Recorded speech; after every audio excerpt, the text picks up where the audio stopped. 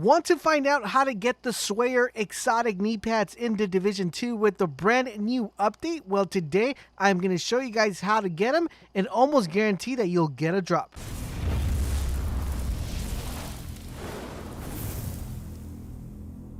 Esava, this is LaserBolt and welcome to today's video, guys. Today we're going to be taking a look at how to get the brand new exotic knee pads, which just got released a day ago. And I'm excited to share with you guys how you could almost guarantee a drop to actually get them.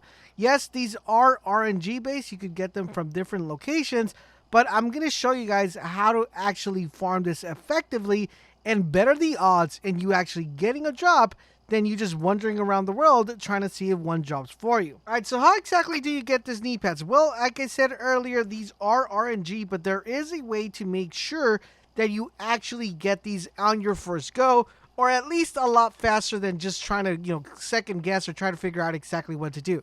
Well, as you guys know, Title Update 6 came with a brand new feature that allows you to see what type of items will be dropping for certain events. You can check what items will be dropping for certain missions. You could also check what items will be dropping from random bosses around the world. So this is a very effective way to actually farm these knee pads. Now, I believe these refresh every day. So what you're going to want to do is you're going to open up your map. You're going to press up on the D-pad, at least since I'm on console. And the map will show you different icons that are going to be available for you guys to definitely explore. So what you're going to want to do is you're going to look for the activity that gives you a knee pad. Now, usually these are invaded missions, or they'll be random bosses around the world. Like, for example, right now we got a couple gun ones. The ones you want to prioritize are the ones that have the knee pads. And when you actually hover over these, you're going to notice that it's going to say increase loot allocation knee pads. So that's going to let you guys know that there is a high probability of you getting them. But what should you do to better the odds? So there are almost 3 ways to actually getting these. Let's talk about the first method, which is almost a guaranteed drop, and that is doing heroics. Now, you're probably wondering, what does that mean? So usually every day there's going to be a different invaded mission that spawns in the map. Now, this invaded mission will give you a chance to turn that to a heroic event. If you turn that to a heroic event, and if that invaded mission has an increased loot allocation to knee pads, it's almost guaranteed that you'll be getting the knee pads 100%. I'm going to actually say 98% because there's always that 2% that you probably won't get them.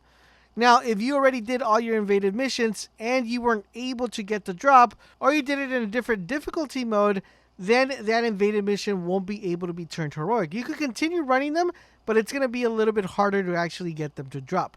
Now, if you don't have any of these missions, what are the other ways to doing it? Then what you're going to want to do is look at the map and try to see if you find a named enemy that's roaming around the map that has a chance to drop the knee pads. If you find said enemy and it has the knee pad icon on it, then you're probably going to be able to get the knee pad. Now, this is not a very high probability, but it's another way for you to get them.